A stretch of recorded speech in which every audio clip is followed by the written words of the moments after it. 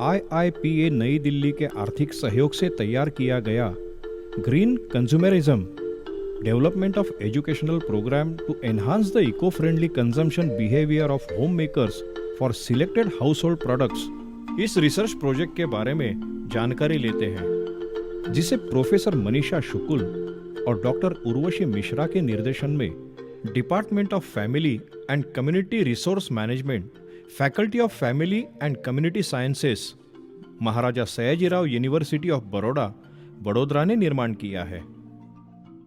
वातावरणीय प्रदूषण, पर्यावरण का प्रदूषण।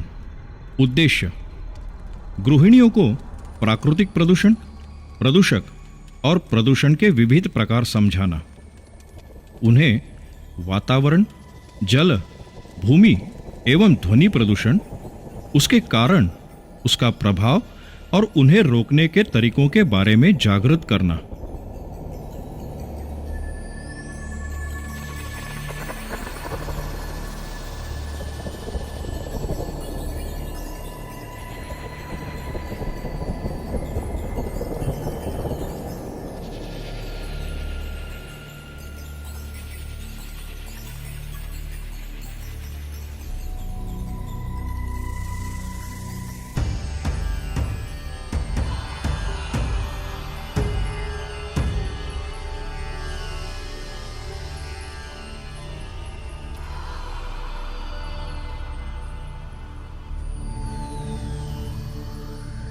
परिचय: हवा, पानी, भूमि अथवा अन्न में कोई भी परिवर्तन जो आरोग्य, जीने की क्षमता अथवा मनुष्य एवं अन्य जीवित जीव जंतुओं की गतिविधियों को खतरे में डालता है, उसे पर्यावरण का प्रदूषण कहते हैं।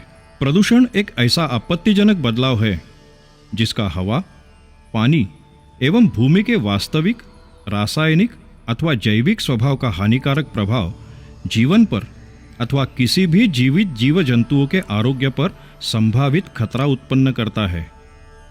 प्रदूषण करने वाले किसी भी द्रव्य अथवा पदार्थ को प्रदूषक कहते हैं।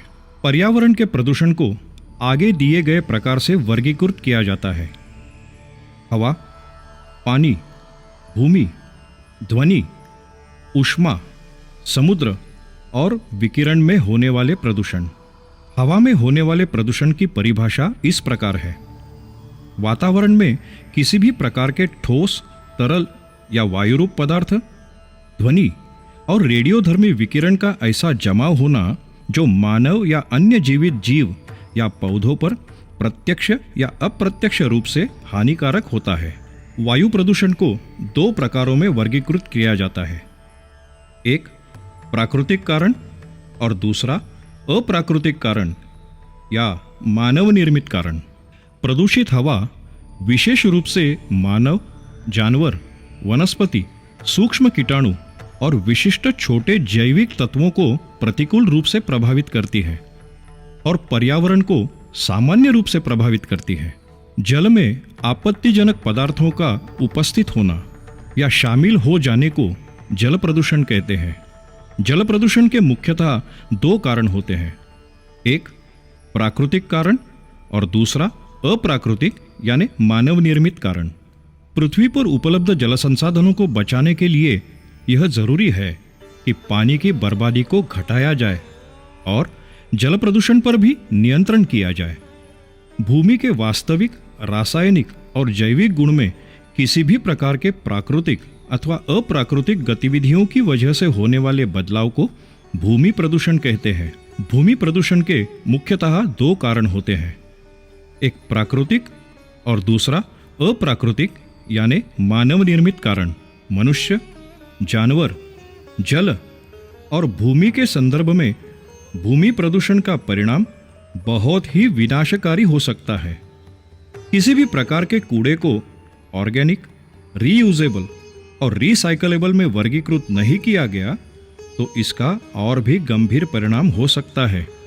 लगातार तेजी से बढ़ती हुई आबादी के कारण बढ़ती हुई खाद्य की मांग को पूरा करने के लिए महत्वपूर्ण है कि उपलब्ध जमीन संसाधनों को संरक्षित या सुरक्षित रखा जाए। अति तीव्र आवाज के कारण अशांति और स्वास्थ्य पर खतरा हो सकता है, उसे ध्वनि प्रदूषण कहते हैं। और ध्वनि प्रदूषण को दो प्रकार में वर्गीकृत किया जाता है। एक है प्राकृतिक और दूसरा अप्राकृतिक यानी मानव निर्मित। ध्वनि प्रदूषण मानवों की सुनने की क्षमता पर ही असर नहीं करता, बल्कि कई तरह के स्वास्थ्य संबंधित विकार भी उत्पन्न करता है। ध्वनि प्रदूषण आने वाले समाज के लिए मुख्य खतरा बन रहा है। इसके नियंत्रण के लिए जनता में जागरूकता फैलाना जरूरी हो गया है। वातावरणीय प्रदूषण। पृथ्वी पर विभिन्न वनस्पतियां और पशुओं की बहुत सी जातियां इस संतुलित परितंत्र में एक दूसरे के साथ तालमेल से जीवित रहती है।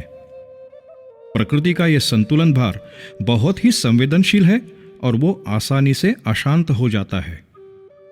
हवा, पानी, भूमि अथवा अन्न में कोई भी परिवर्तन जो आरोग्य, जीवित रहने की क्षमता अथवा मनुष्य एवं अन्य जीव जंतुओं की गतिविधियों को खतरे में लाता है, उसे प्राकृतिक प्रदूषण कहते हैं। पृथ्वी को खतरे में डालने वाला यह प्रदूषण ज्यादातर मानवीय गतिविधियों के कारण ही होता है। सुविधाएं जैसे कि वाहन जो परिवहन को आसान बनाती है और कारखाने जो मानवीय उपयोग के सामान को निर्माण करते हैं, वह विशाल स्तर पर वातावरणीय प्रदूषण फैलाते हैं।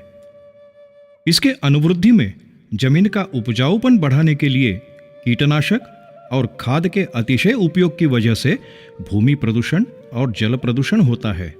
बढ़ती हुई संख्या में बहुप्रायोजक योजना, मार्ग के निर्माण कार्य और उद्योग संबंधी और तकनीकी विकास के लिए संसाधनों के अति उपयोग की वजह से प्राकृतिक प्रदूषण होता है। प्रदूषक का अर्थ एवं प्रकार।